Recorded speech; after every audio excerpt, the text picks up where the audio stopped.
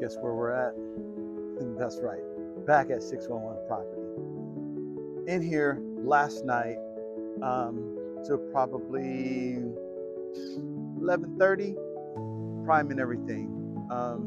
All the walls, all the textures done. I don't know if I did an update since the last time I did the texture, and so we got past that. So let's go take a look inside and show you what we got. It's a little dirty. Gotta love the door. Uh-oh, okay. Lights on. Oh, okay. Looking pretty good. Okay. Lights on.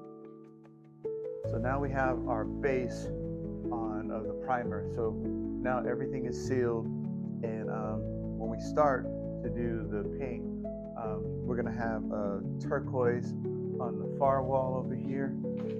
That's wall behind the cabinets. That's gonna be my accent, and then the ceiling is gonna be like a cream.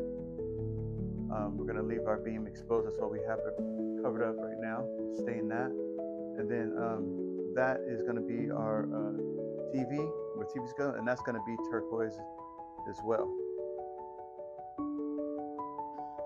So we're gonna go kind of for that beachy vibe, kind of make it light, and my thought is to make this look a lot longer. So we're gonna have, you know, cream coming down against the cream in the slider in the window, and then that's gonna come in all the way through, and then to this wall here with that cream, and then we're gonna have it accented with this beam. I'm gonna try to stain this the same color as the door or close to it, but we're gonna try to get that long length feel of the space, so it'll be flowing kind of through with that turquoise on each side.